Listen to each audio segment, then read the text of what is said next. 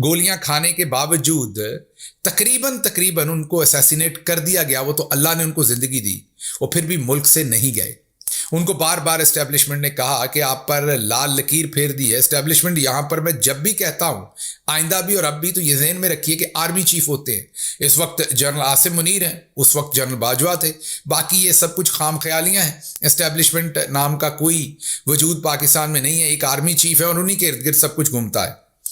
तो जब यह कह दिया गया कि आपके नाम पर लाल लकीर फेर दी गई है, तो इमरान खान साहब को कोई भी और सियासतदान होता तो वो बाहर चला जाता। फिर उनकी बीवी को जिस तरीके से सजा दी गई, फिर उनकी बहनों को जेलों में डाला गया, फिर उनके ऊपर जो केसेस बनाए गए, जिस तरह एक सेल में रखा गया 6x8 के, जो जो मजालम किए गए, कोई और होता तो वो टूट चुका होता। अब अगर टूट चुका होता तो अवाम भी फिर उससे ऐसे मोहब्बत ना करती जैसे हमने कल इटली के शहर ब्रेशिया में भी देखा और पूरी दुनिया में देखते हैं कि लोग उमड़ आते हैं। और मैं आपको ये भी यहाँ से रिपोर्ट कर दूं कि इटली के तमाम जो मेजर अखबारात हैं, उन्होंने जो कल की रैली है उसके बारे में बहुत ही ताकतवर लफ्ज़ इस्तेमाल किए हैं, बहुत ही भरपूर उसे जो है वो कवरेज दी है और ये कहा है कि वाकई किसी दबंग लीडर के दबंग सपोर्टर्स हैं जो इतनी बड़ी तादाद में निकले हुए हैं। तो बहरहाल वापस आते हैं उस बात के ऊपर कि इमरान खान साहब भी फिर अगर ये बहादुरी ना दिखा सकते तो जाहिर है पब्लिक उनके पीछे उस तरह से ना खड़ी होती और उनको पीछे हटकर फिर किसी ऐसे शख्स को वो मौका देते जो ये बहादुरी दिखा सकता। इमरान खान से अवाम इसलिए सबसे ज़्यादा मोहब्बत करती है।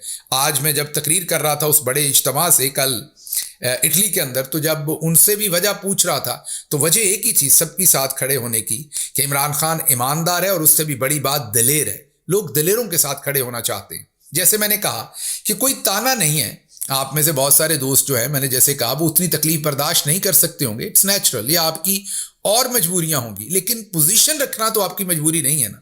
मैं ऐसे बीसियों लोगों को जानता हूं जो अपनी जान पर खेल जाएंगे।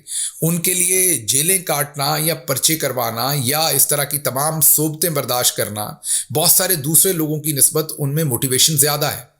तो फिर आपको ओहदे छोड़ के मौका भी ऐसे लोगों को देना चाहिए। आप पार्टी में रहिए, आप क्योंकि पहले भी अगर साइड पे हैं, उस तरीके से अमली सियासत नहीं कर रहे, तो अभी भी आप साइड पे हो जाइए और ओहदा किसी और को दीजिए। ऐसे शख्स को ओहदा दीजिए जो दबंग तरीके से बोले। और इमरान खान जो जेल के अंदर तमाम मुश्किलात काट रहे हैं, उनके तो एक किस्म के गर्दन के ऊपर छुरी रखी हुई है, उसके बावजूद वो कलमा हक कहते हैं, याया खान पार्ट 2 कहते हैं, वो कहते हैं कि हमीदुर रहमान कमीशन रिपोर्ट पढ़े। उनको भी तो जान का खतरा है, उनके भी तो खानदान को खतरा है, उनके साथ भी तो सारे जुल्म हो रहे हैं।